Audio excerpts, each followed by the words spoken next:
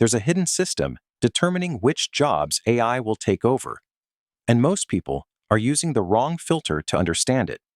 The common version goes like this: creative jobs are safe, repetitive jobs are not. If you're doing something that requires real intelligence, real judgment, real humanity, you're fine. If you're doing something mechanical, predictable, routine, you're at risk. That framing sounds reasonable, and it's leading a lot of intelligent, thoughtful people to completely wrong conclusions about their own careers. Because the real dividing line isn't about creativity. It isn't about intelligence. It isn't even about how long it took you to learn the skill. It's about something more specific than any of that. And once you see what it actually is, you'll understand not just which jobs are at risk, but why, at a mechanical level. And more importantly, what that means for the decisions you're making right now. This matters most if you're somewhere between the beginning of your career and the middle of it. If you're in your 20s or early 30s, you're in a specific kind of danger that people at either end of the career spectrum aren't. You're experienced enough to have built real skills, but those skills may not be senior enough yet to be on the protected side of the line we're about to draw. You're also at the stage where the next 5 years of decisions compound the most. The skills you invest in now, the kind of work you position yourself for, the direction you choose, these choices matter more at this stage than at almost any other. And if you're using the wrong model to understand which skills are durable, the creativity model, or the intelligence model, the just be irreplaceable model, then you may be building towards something that looks solid and turns out not to be. This video is about giving you the right model, not a list of safe jobs, a way of thinking that you can apply to your own situation, your own field, your own role. In 2023, a mid-sized legal firm in the United States quietly reduced its junior paralegal team by about a third. Not because business was slow, because they'd integrated an AI tool that could review contracts, flag inconsistencies, and produce first draft summaries faster and more reliably than the junior staff could.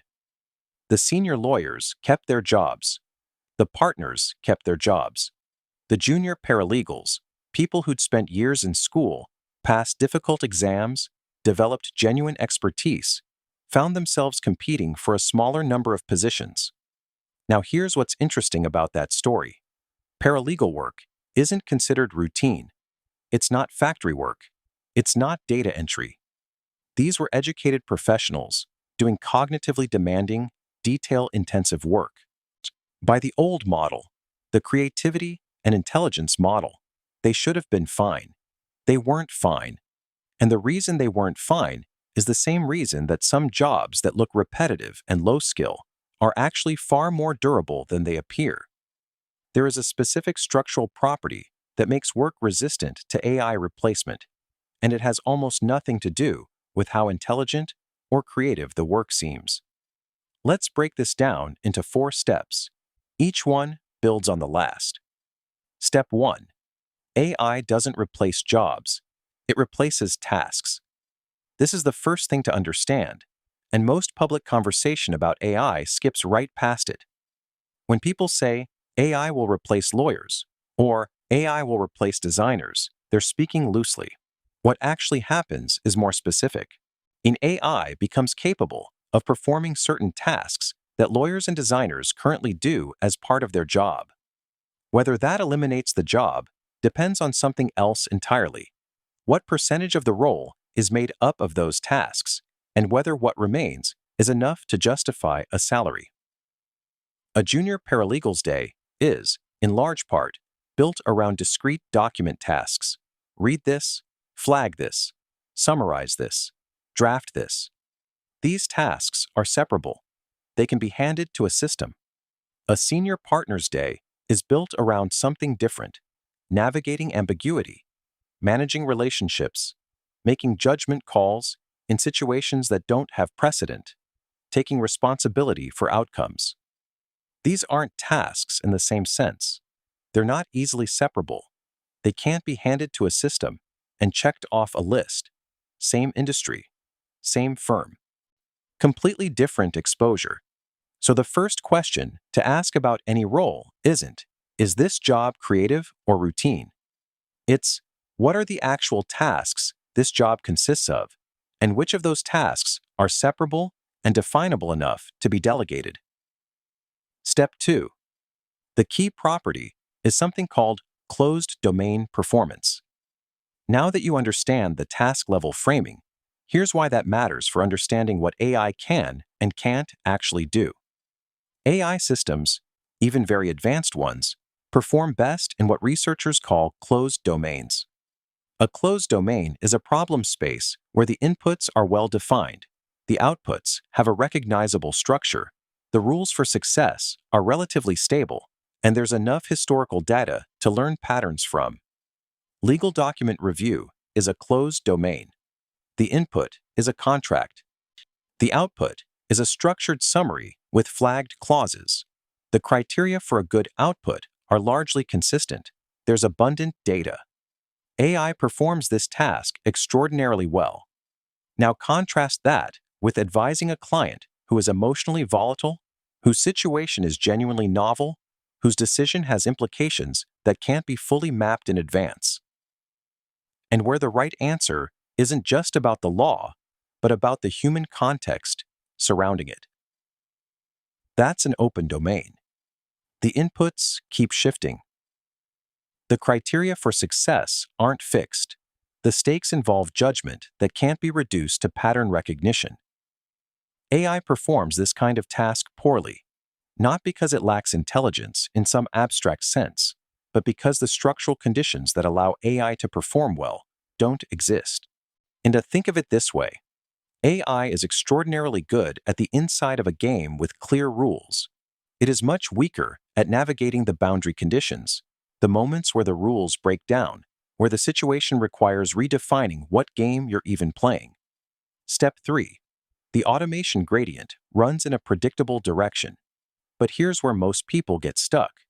They hear closed domain versus open domain and assume, okay, high-skill work is open domain, low-skill work is closed domain. Problem solved. That's not quite right.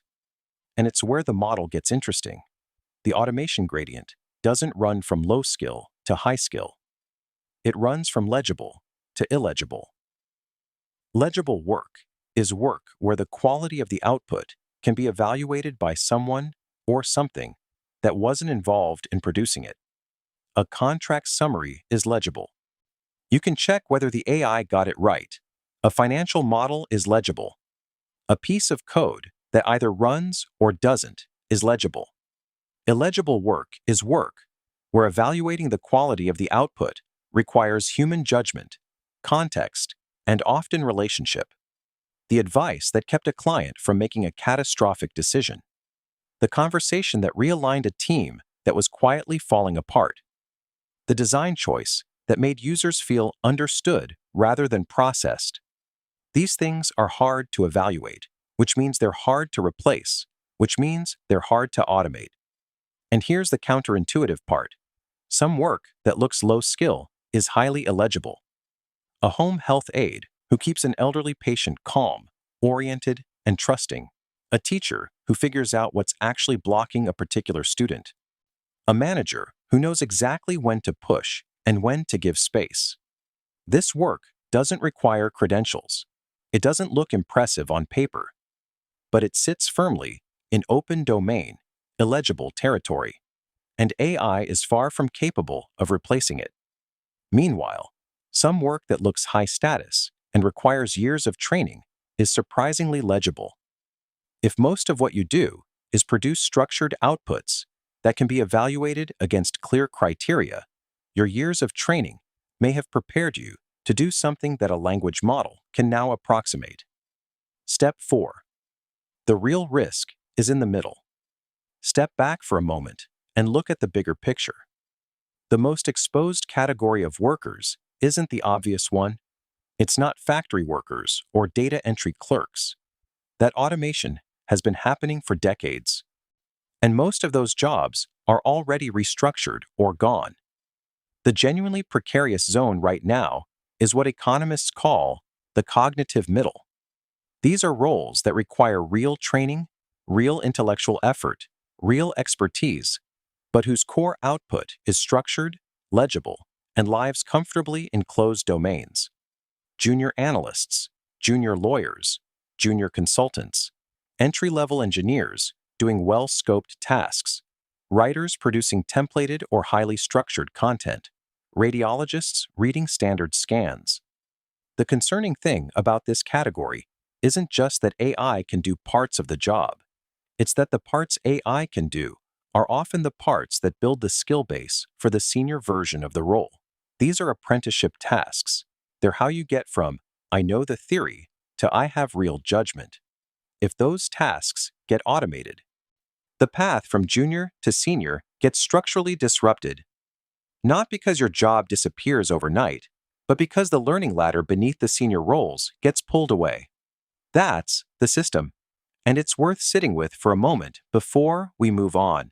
Consider two people in a similar position, early 30s, both working in finance, both smart, both trained, both ambitious. The first person is asking, how do I get faster at the technical work? How do I produce cleaner models, sharper reports, more rigorous analysis? He's optimizing for the legible output layer, getting better at the part of the job that can be evaluated against clear criteria, the part that a system can increasingly approximate or check. The second person is asking a different question. How do I become the person in the room who understands what the client actually needs before the client can articulate it? How do I get better at the judgment calls that don't have an obvious right answer? How do I develop the kind of contextual awareness that makes people want me specifically, not just someone with my credentials? She's building in the open domain, illegible layer, the part that compounds over time because it's grounded in real human relationships, genuine situational experience, and the kind of pattern recognition that comes from navigating ambiguity, not from processing structured data. 5 years from now, the first person may find that the work he's optimized for is largely handled by systems he manages rather than tasks he performs. His value will depend on whether he's built anything underneath that layer. The second person will find that her advantage keeps growing because what she's building is genuinely harder to replicate and more valuable precisely because AI handles more of the legible layer for everyone else. The difference isn't talent. It isn't even effort. It's what question they're optimizing against. Here is the one mental model worth taking from this video. Call it the legibility audit. Take the role you're currently in, or the role you're building toward, and ask a single question about each of the main things you do. Could the quality of this output be evaluated by someone who wasn't present when I produced it, using criteria they could write down in advance? If yes, that's a legible task. It's not necessarily at risk today, but it is structurally more automatable, and you should hold it loosely. If no, if evaluating the quality of what you produced requires context, relationship, or judgment that wasn't fully specified in advance, that's an illegible task. That's the territory that compounds. The goal isn't to avoid all legible work. Most jobs have both. The goal is to be honest about the composition of your role and to be intentional about which direction you're developing in. If you're spending 90% of your growth energy getting better at producing structured outputs against clear criteria and 10% developing the judgment and relational capacity that lives in open domain territory, that ratio deserves examination. The audit doesn't take long, and what it reveals is usually clearer than you expect. So let's return to where we started. The question was, what actually separates jobs AI can replace from jobs it can't? The answer isn't creativity. It isn't intelligence. It isn't even how hard the work is. It's legibility. If your work produces structured outputs that can be evaluated against criteria that were knowable before you started, that work is automatable in principle, regardless of how much expertise it required. If your work requires navigating ambiguity, operating in genuinely open domains, and producing outcomes that can only be evaluated by someone with context, relationship, and judgment that work is structurally durable, regardless of how unglamorous it might seem. One sentence. The jobs AI replaces first are the ones where the definition of good work was already clear before the work began. Now here's the question this video doesn't answer, and it's the more difficult one. If you've spent the last several years building expertise in the legible layer, and you can see that the ground is shifting, what does the transition actually look like? How do people successfully move from being excellent at structured, evaluable work to being excellent at judgment-based, open domain work? That's not a simple pivot. It's a different kind of development entirely. That's the next video.